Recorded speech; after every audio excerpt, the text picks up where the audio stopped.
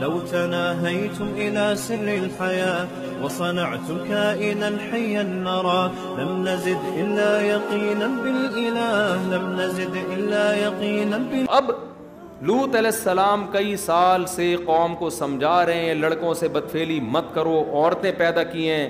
وَتَذَرُونَ مَا خَلَقَ لَكُمْ رَبُّكُم مِّنْ أَزْوَاجِكُم, جن عورتوں کو اللہ نے تمہارے لیے پیدا کیا ان کو چھوڑ دیتے ہو تم, اور تم لڑکوں کی طرف آتے ہو. أَتَأْتُونَ الْفَاحِشَةَ مَا سَبَقَكُم بِهَا مِنْ أَحَدٍ مِّنَ الْعَالَمِينَ, ایسی بے حیائی کر رہے ہو جو اس کائنات میں اس سے پہلے کسی نے بھی نہیں کی, کیونکہ یہ نیچرل نہیں ہے, یہ تو ایک دوسرے سے سیکھتے ہیں لوگ. جو نہیں رینگری اور اللہ کے عذاب سے بھی ڈرا رہے ہیں, تو بجائے عذاب آنے کے کیا ہو رہا ہے, گناہ اور زیادہ آسان.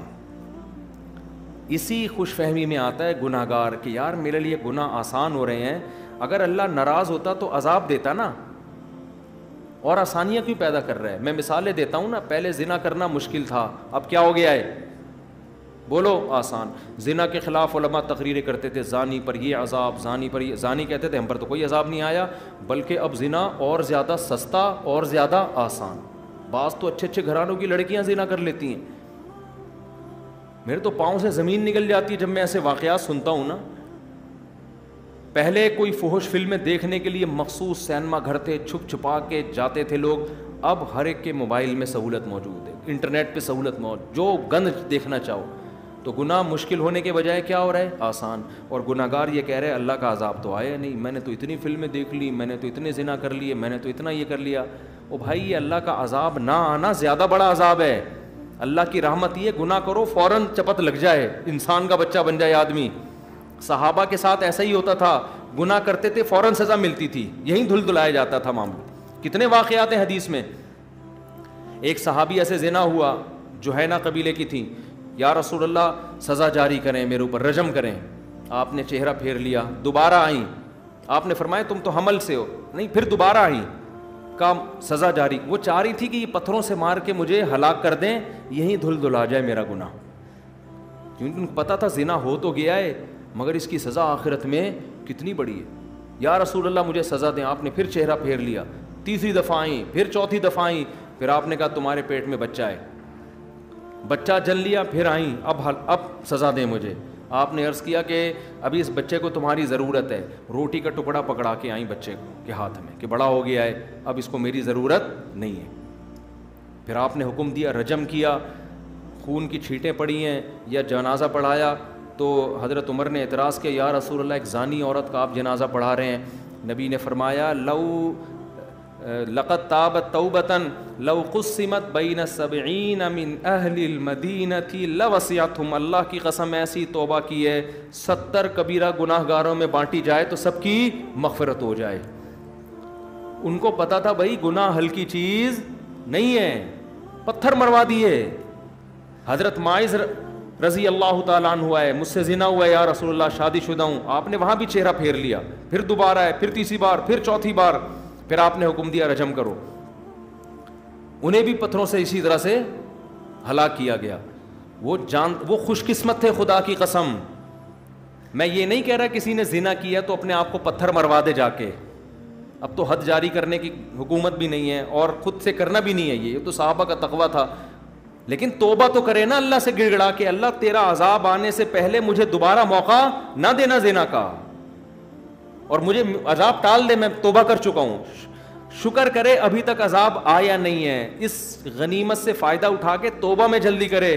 اور آج گناہ گار کیا کر رہا ہے, چونکہ نہیں آیا ایک اور دفعہ کر کے دیکھو, پھر بھی نہیں آئے گا, پھر کر کے دیکھو کچھ نہیں ہوتا, پھر کر کے دیکھو کچھ نہیں ہوتا. ابے ہم تو کب کتنے عرصے سے کر رہے ہیں, زنا کر رہے ہیں, یہ کر رہے ہیں, وہ کر رہے ہیں, کوئی عذاب نہیں ہے, کوئی کچھ نہیں ہے.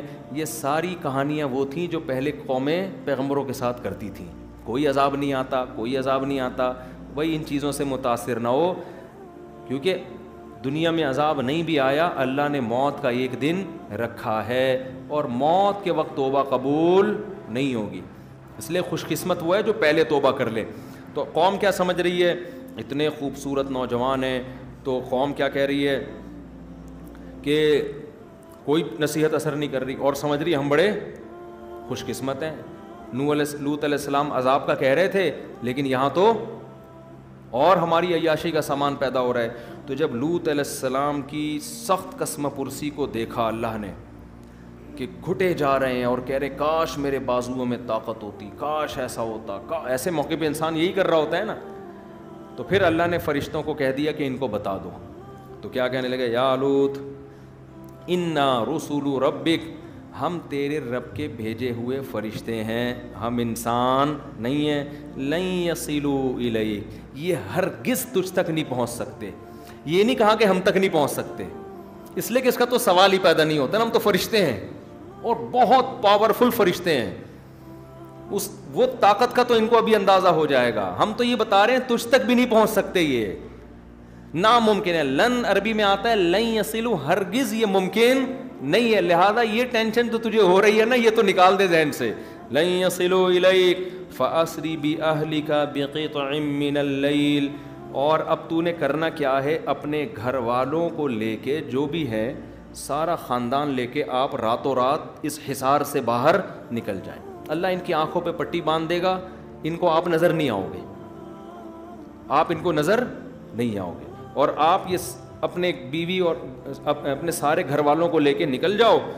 پھر ہوگا کیا, ولا یلتفت منکم احد, آپ نے یہاں سے نکلنا ہے اور پیچھے مڑ کے کسی نے نہیں دیکھنا اس بستی کی طرف. جب کسی بستی پہ اللہ کا عذاب آ رہا ہوتا ہے نا, تو شریعت میں حکم نہیں ہے کہ کھڑے ہو کے تماشا دیکھو, شریعت میں حکم ہے وہاں سے بھاگ جاؤ, کیونکہ وہ قدرتی حادثہ نہیں ہے, وہ اللہ کا قہر ہے. اس کو دیکھنے کے لیے بھی, یہ دیکھنا بھی اس کی علامت ہے کہ آپ اپنے آپ کو بڑا فنٹر سمجھتے ہو.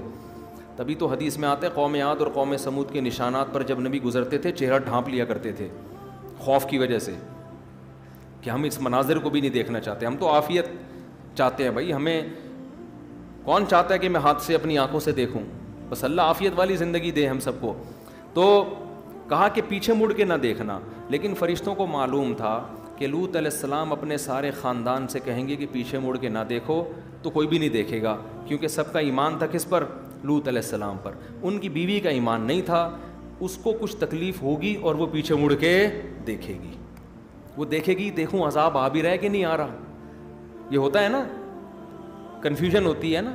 حدیث میں آتا ہے کہ فرات جو ہے نا, فرات, دریا فرات, قرب قیامت میں ایک جگہ ایسی ہے جہاں سے پانی ہٹے گا اور سونا نکلے گا اس میں سے, بے تحاشا سونا. قرب قیامت میں ایسا ہوگا, دریا فرات میں ایک جگہ سے پانی ہٹے گا اور کیا نکلے گا, سونا. لوگ اس پہ ٹوٹ پڑیں گے. آپ صلی اللہ علیہ وسلم نے فرمایا تم میں سے کوئی بھی اس سونے کو حاصل کرنے کی کوشش نہ کرے. اب جس نے یہ حدیث سنی ہوئی ہے اور نبی پر ایمان ہے کہ بھئی یہاں سے سونا لینا, خزانہ لینا اللہ کے عذاب کا ذریعہ ہے, یہ نبی نے پہلے بتا دیا, اس کی نظر میں سونے کے پہاڑ نکل جائے, سونے کے زیور نکل جائیں, سکے نکل جائیں, ڈائمنڈ نکل جائے, وہ ان کو لفٹ نہیں کرائے. کہ بھئی یہ تو نبی نے پہلے بتا دیا.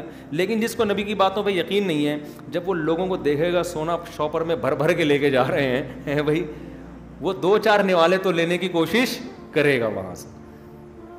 تو اس میں یہ بھی داخل ہے, جب کوئی ٹرین کا حادثہ ہو, بسیں الٹتی ہیں, لوگوں کی جیبوں میں پیسے پڑے ہوتے ہیں, گولڈ ہوتا ہے, کبھی بھی اس گولڈ کو ہاتھ لگانے کی کوشش نہ کرو. ہوا و حرص والا دل بدل دے, میرا غفلت میں ڈوبا دل بدل دے.